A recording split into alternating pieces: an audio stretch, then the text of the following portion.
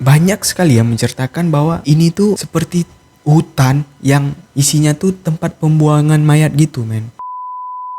Hai semuanya, kembali lagi bersama saya. Di video kali ini saya akan menceritakan tentang misteri Alas Roban.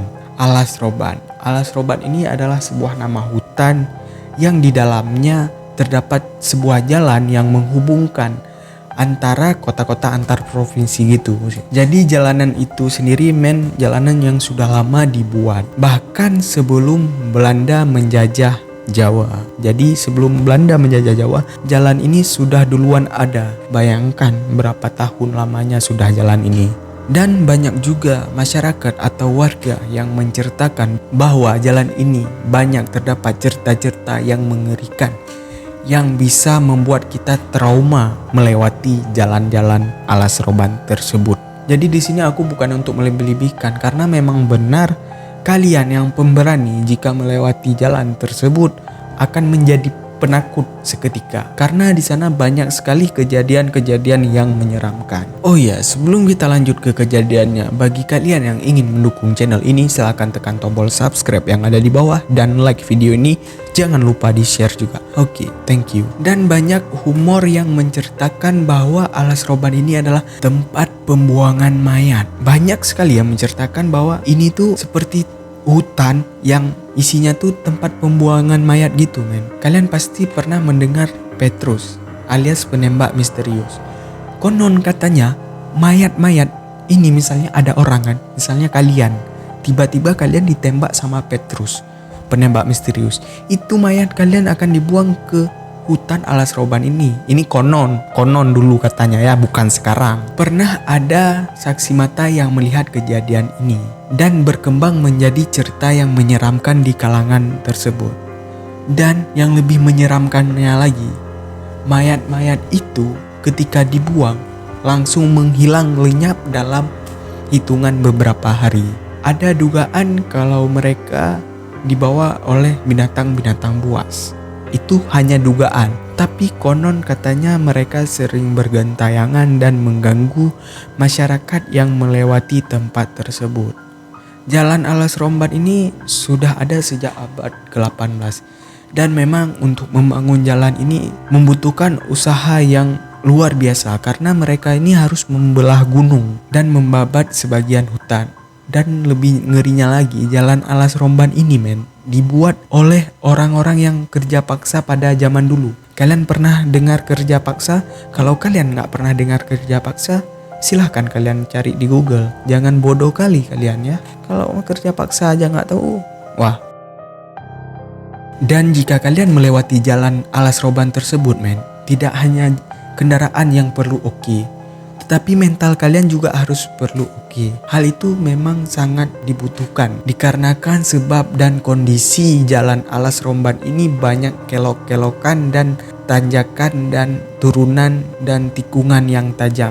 Kalau soal mental, jelas hal inilah yang patut kita perlu ketika kita melewati jalan Alas Roban tersebut. Karena di perjalanan kita tidak akan pernah tahu apa yang akan terjadi ketika kita melewati jalan tersebut. Bahkan sudah sangat lazim jikalau kita melewati jalan tersebut ada banyak gangguan. Banyak orang-orang yang mengatakan mereka ketika melewati jalan tersebut banyak melihat seperti penampakan-penampakan ataupun makhluk gaib yang menumpangi kendaraan mereka. Dan lebih ngerinya lagi, sampai ada yang pernah disesatkan oleh makhluk gaib tersebut. Memang di beberapa spot jalan Alas Roban tersebut terlihat sangat gelap dan sering terjadi yang namanya kejadian gaib tersebut. Jadi dari cerita-cerita masyarakat, banyak orang-orang yang melewati jalan Alas Roban tersebut mengalami kecelakaan. Bahkan hingga ratusan kecelakaan pernah terjadi di Alas Roban tersebut. Dan biasanya setiap terjadi kecelakaan tersebut, orangnya bakalan meninggal. Dari cerita-cerita masyarakat, bahwasanya jalan Alas Roban ini rawan sekali terjadi kecelakaan Bahkan dikatakan rata-rata yang mengalami kecelakaan di situ meninggal dunia, rata-rata ya, enggak semua. Dan banyak kabar ataupun berita yang menyatakan bahwa sebab dan akibat terjadinya rawan kecelakaan tersebut adalah gagalnya fokus dari mereka ataupun karena lingkungannya yang bikin merinding, bahkan dihantui oleh makhluk-makhluk halus. Berdasarkan pengalaman-pengalaman dari masyarakat tersebut, ketika kita ingin melewati jalan alas roban tersebut, kita mempunyai pantangan. Bahasanya gimana ya? Pantangan, kalian tahu kan pantangan kan? Pantangan itu hal yang maksudnya nggak boleh dilakukan ketika kita melewati jalan tersebut. Pantangan ketika kita melewati jalan alas roban tersebut, yang pertama adalah usahakan jangan melewati jalan tersebut di saat malam hari ataupun di saat gelap. Nah, intinya gitu, di saat gelap pokoknya jangan coba-cobalah kalian lewat jalan itu. Usahakan kalian jika ingin melewati jalan alas roban tersebut, usahakan di pagi hari ataupun di saat hari masih cerah. Itu adalah salah satu cara untuk menghindarkan kita dari banyak-banyak hal yang aneh-aneh seperti gagal fokus mungkin. Karena di hutan alas roban tersebut tidak hanya yang seperti aku bilang tadi, di situ pun terdapat kabut yang sangat tebal bisa membuat kita salah fokus. Nah, pantangan selanjutnya kalian itu harus mengabaikan. Ketika kalian melewati jalan tersebut, kalian harus mengabaikan segala macam godaan. Segala macam godaan itu seperti apa? Ya, seperti ketika kalian melewati jalan tersebut, kalian melihat hal-hal yang ganjil. Usahakan kalian nggak usah kalian pikirkan. Lebih baiknya kalian abaikan saja ketika kalian melihat hal-hal yang aneh. Misalnya melihat tiba-tiba ada hantu di samping. Nah, kalian tuh abaikan aja, ataupun ada hantu di depan jalan, tabrak aja langsung. Pokoknya abaikan aja. Karena bahaya kalau kalian terlalu mengindahkan itu. Bisa jadi kalian dilalaikan oleh makhluk-makhluk gaib tersebut. Dan jika kalian sudah takut, biasanya godaan itu akan datang terus menerus. Jadi usahakan kalian gak takut. Mau ada setan yang duduk di belakang kalian tetap santuy, oke?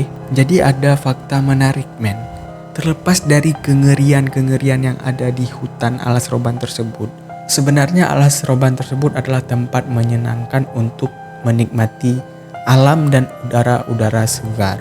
Tetapi kalau dibilang seperti itu, bagaimana dengan cerita yang sebelumnya? Gimana kita mau menikmati alam dan udara segar sedangkan kita sebelum pergi ke sana aja kita udah merinding, ya kan? Apakah kalian berniat untuk mengunjungi hutan tersebut? Silahkan cari tahu tempatnya dan langsung saja pergi ke sana. Dan percaya atau tidak, saya kembalikan kepada kalian semua.